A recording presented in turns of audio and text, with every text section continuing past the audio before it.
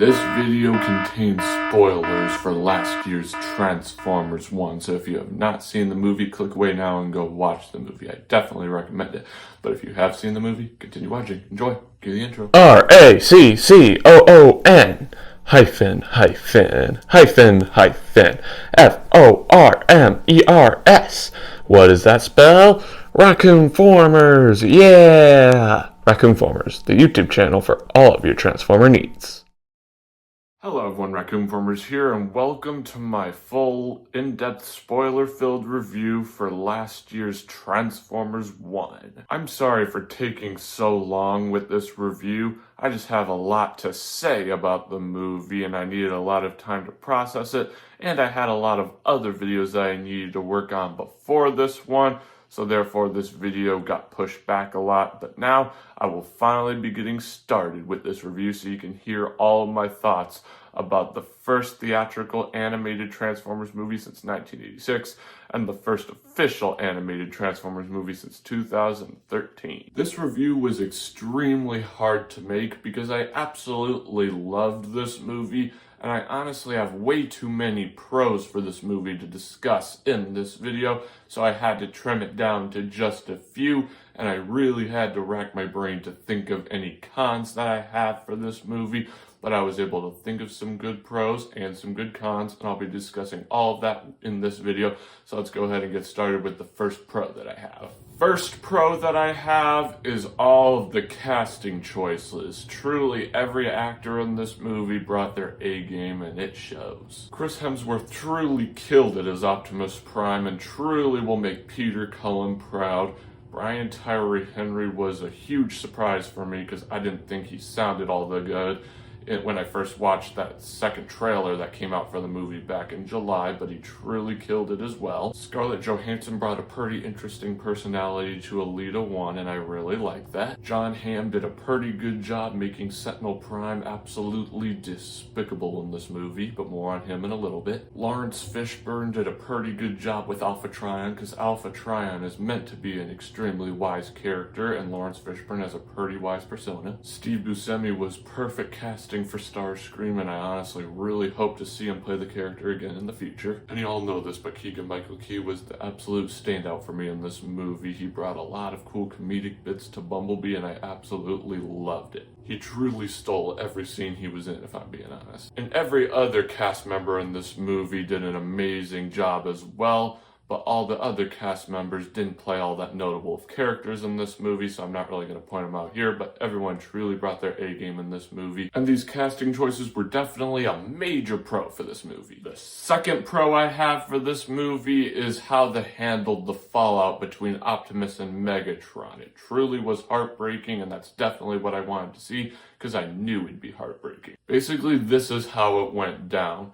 Optimus was trying to keep Megatron from killing Sentinel Prime because he didn't want Megatron to actually turn into Sentinel Prime, but Megatron was overwhelmed with rage, and he didn't want to actually listen to Optimus Prime. He wanted to kill Sentinel Prime because he thought he deserved to die and stuff. But Optimus was really trying to talk reasoning with his friend, so he told him to not be like Sentinel, and Megatron took that as a real big offense.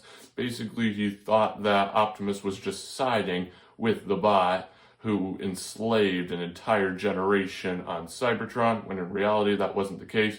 Megatron was just so overwhelmed with rage that he misunderstood the whole situation. So he proceeded to actually say my personal favorite line of Megatron's in the entire movie. You need to move out of my way before I move you myself. Then he followed through on his word and moved Optimus Prime out of the way himself and pulled out his arm cannon and was getting ready to go and kill Sentinel Prime, and then Optimus stepped in the way and took the shot for Sentinel Prime, and he flew off the edge and Megatron grabbed his hand just in time. Megatron was really confused on why he did that, and then he started to actually breathe real heavily, and Optimus knew something was up and pleaded with Megatron not to go to the dark side, but unfortunately, he went to the dark side. He lowered his head like this, And then he lifted his head up dramatically and his eyes went from orange to red, and he said, I'm done saving you. and then he proceeded to let Optimus fall to his death, not realizing that that action that he just committed is what will give Optimus the Matrix. Then after that, Optimus gets the Matrix, comes back to face Megatron, they fight, Optimus wins, and then Optimus bans Megatron from Iacon, and their friendship is officially over when Megatron says this. This isn't over, Prime. And then they officially go their separate ways, and all of this was handled really well, and the way all of this was handled is definitely a major pro for this movie. The third pro I have for this movie is Sentinel Prime's entire character. He might be extremely despicable in this movie and might actually be even more evil than Dark of the Moon's version, but the way he was actually used to break apart Optimus and Megatron and have them go from friends to enemies was truly awesome in my opinion. Basically in the movie, Sentinel Prime was someone that Megatron looked up to. Sure, Megatronus Prime might have been his favorite Prime, but he thought of Sentinel Prime as an idol since he actually got to see Sentinel Prime in action and wasn't able to see Megatronus Prime in action.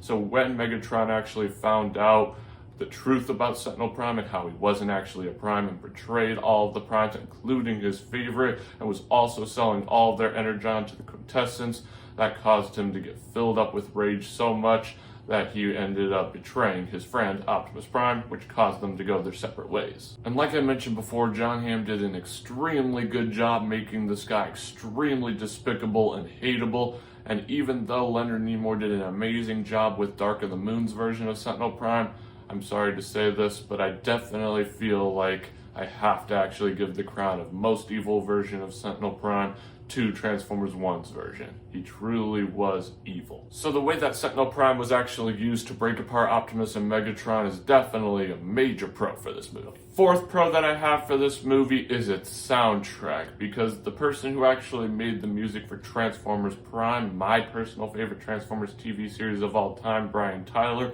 actually returned to make the music for Transformers 1. He made amazing music for Transformers Prime, and his talents carried over to Transformers 1 extraordinarily well, with countless amazing scores for this movie. My personal favorite is the score The Fall that was used when Orion, Pax and D-16 fully became Optimus and Megatron. That stuff hits hard. But the entire soundtrack is pretty good as well, and it's definitely a major pro for this movie. The fifth and final pro that I have for this movie are two speeches by Chris Hemsworth's Optimus Prime. The first one being when he was actually trying to recruit all the miners to actually help in his battle against Sentinel Prime. To me and a lot of other people, that's the moment where Orion Pax truly became Optimus Prime, the greatest leader in fiction. Because he was super inspiring there. I mean, he was actually so good in this speech that all the miners were cheering his name at the end of it. And this is the moment where I thought in the back of my mind that Chris Hemsworth is definitely making Peter Cullen proud with his performance here.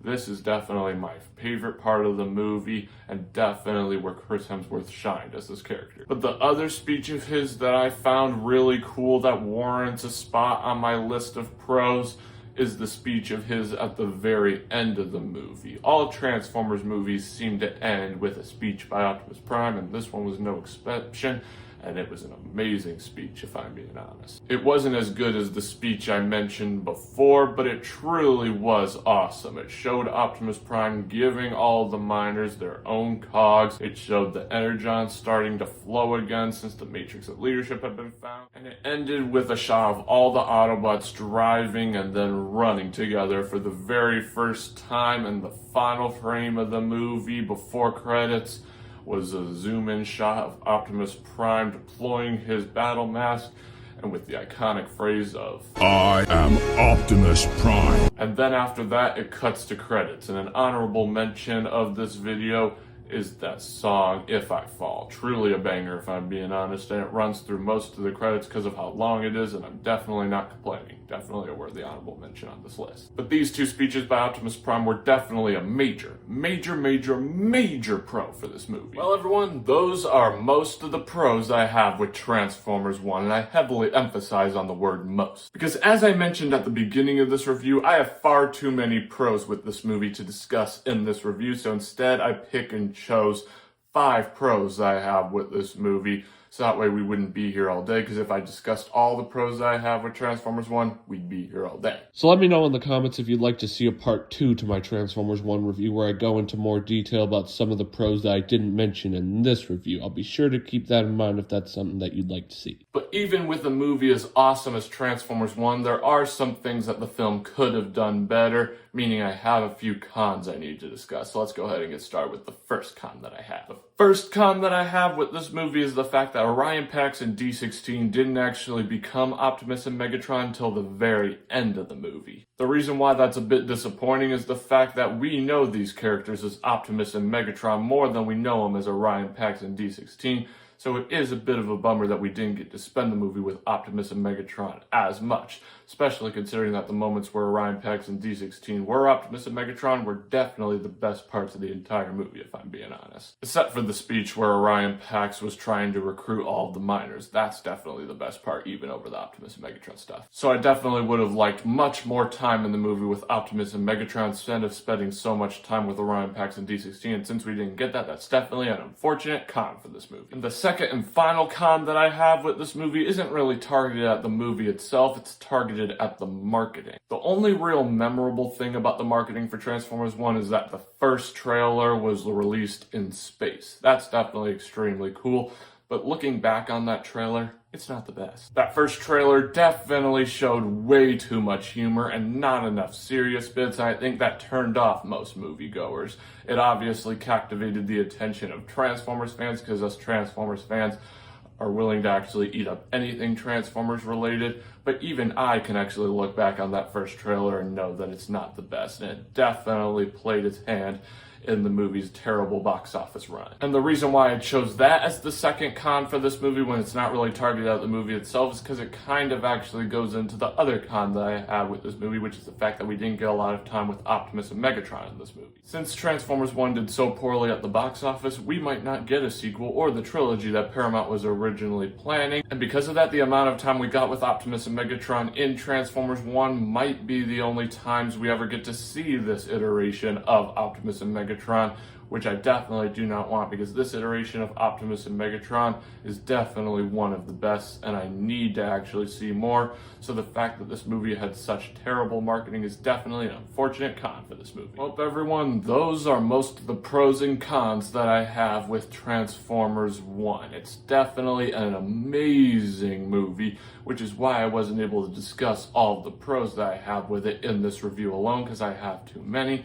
And I told you I had to rack my brain long and hard to think of some cons. Those 2 cons I mentioned are literally the only cons I could actually think of with this movie. It's that darn good. And the pros definitely outweigh the cons, since I have 5 pros and 2 cons, so it's definitely an amazing movie and definitely one I recommend watching as soon as humanly possible. But if you've seen this movie, let me know in the comments what your thoughts are on it. How many pros do you have for it? How many cons do you have for it? Was it a hit for you? Was it a miss for you? And where does it fall in your ranking? I'd love to hear all your input down in the comments. Well, friends, this pretty much wraps up this review. Thanks for tuning in. Remember to click that big red subscribe button and hit that notification bell so you never miss out on a future video. And as I was making this review, it got me thinking that maybe I should actually try my hand at reviewing some of the other Transformers movies that released well before I actually started my channel. Like the Michael Bay movies, the Bumblebee movie, the 1986 film, etc.